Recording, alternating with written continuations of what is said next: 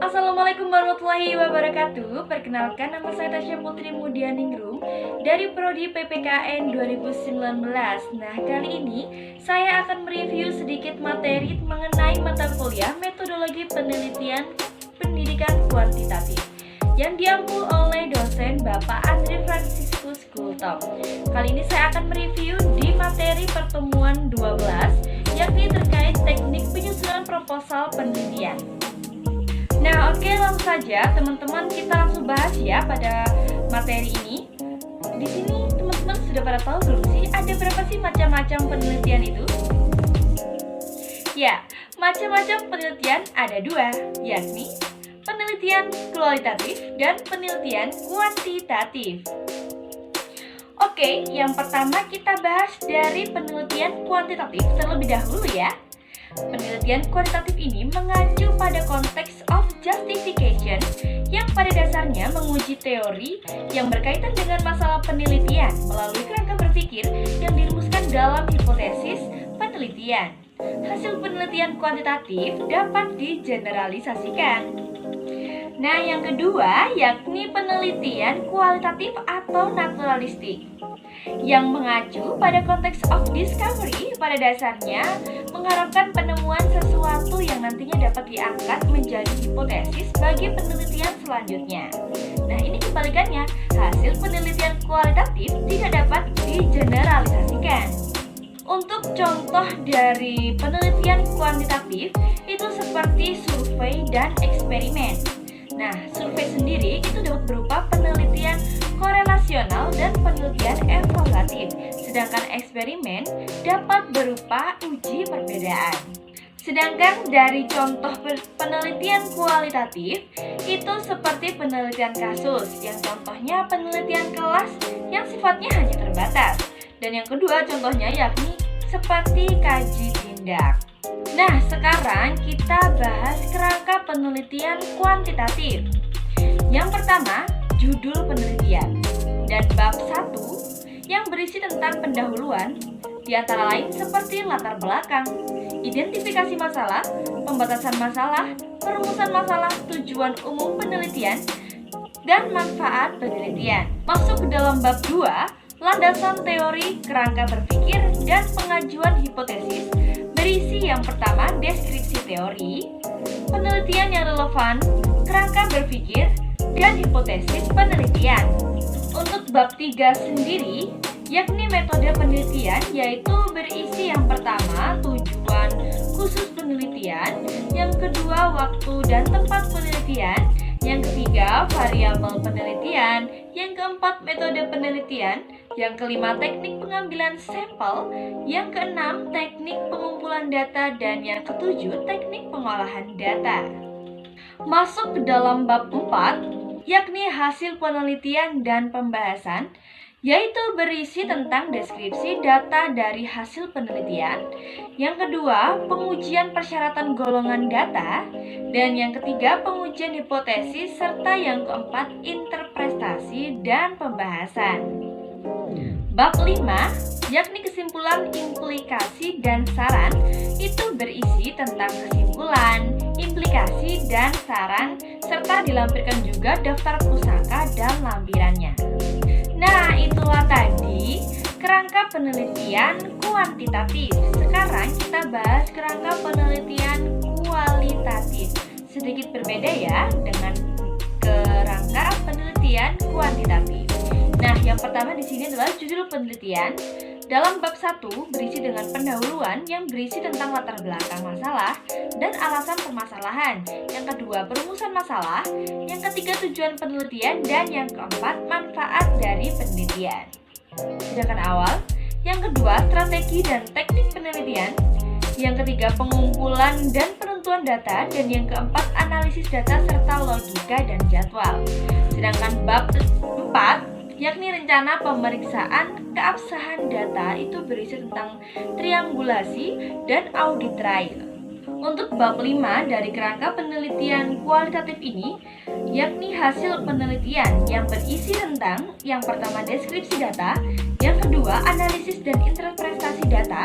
Yang ketiga, klarifikasi dan konfirmasi dengan teori. Sedangkan bab 6, kesimpulan.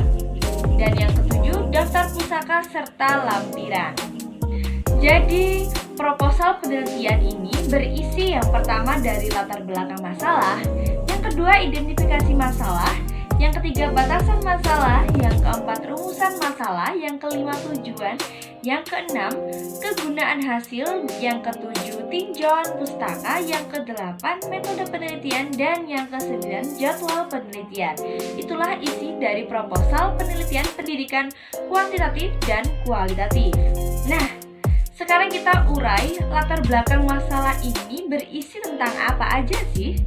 Jadi latar belakang masalah ini berisi tentang alasan-alasan penting dan menariknya masalah untuk yang diteliti dalam kegiatan dan jangkauan kemampuan akademik seperti biaya, tenaga, dan waktu peneliti. Dalam bagian ini juga diuraikan pula kesenjangan antara harapan dengan kenyataan, teori dengan praktek, rencana dengan pelaksanaan, dan kesenjangan lainnya yang ada.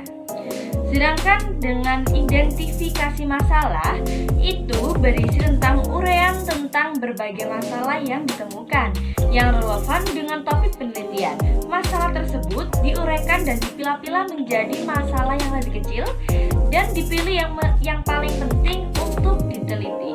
Sedangkan pembatasan masalah itu biasanya berisi tentang uraian tentang alasan-alasan pembatasan masalah agar sesuai dengan kemampuan penelitian. Untuk perumusan masalah, biasanya berisi tentang merupakan pertanyaan yang akan dicari jawabannya melalui penelitian.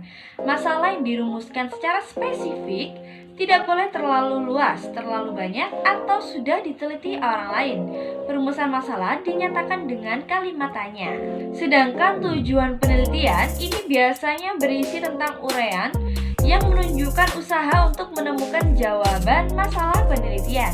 Tujuan harus ada hubungannya dengan rumusan masalah.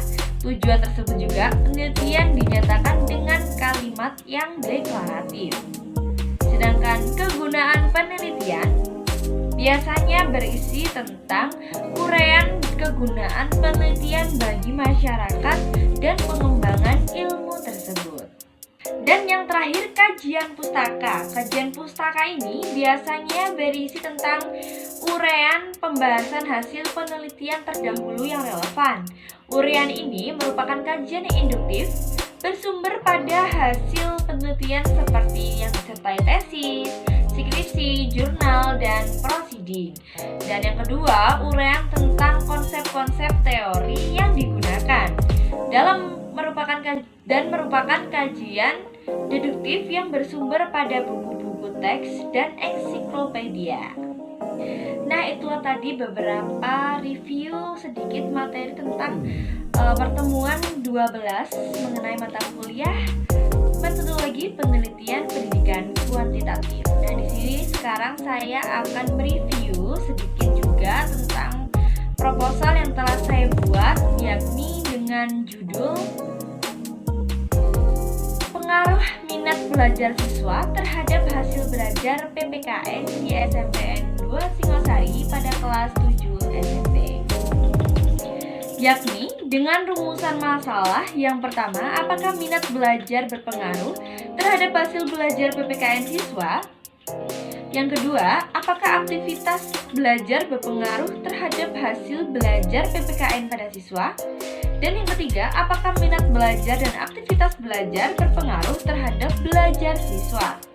Hipotesis dari proposal yang saya buat berdasarkan kajian teori, rumusan masalah, dan kerangka berpikir, maka hipotesis penelitian ini disusun sebagai berikut. Yang pertama, HO, tidak ada pengaruh yang signifikan minat belajar terhadap hasil belajar PPKN di SMPN 2 Singosari kelas 7. HA-nya, ada pengaruh yang signifikan minat belajar terhadap hasil belajar PPKN di SMPN 2 Singosari pada kelas 7. Dan alasan mengapa saya mengambil topik dan permasalahan tersebut menarik untuk diteliti karena saya melihat minat belajar menjadi salah satu faktor yang mempengaruhi hasil belajar. sedangkan minat belajar memberikan pengaruh yang sangat penting terhadap mata pelajaran PPKN bagi siswa dan karena menjadi dorongan yang kuat untuk belajar.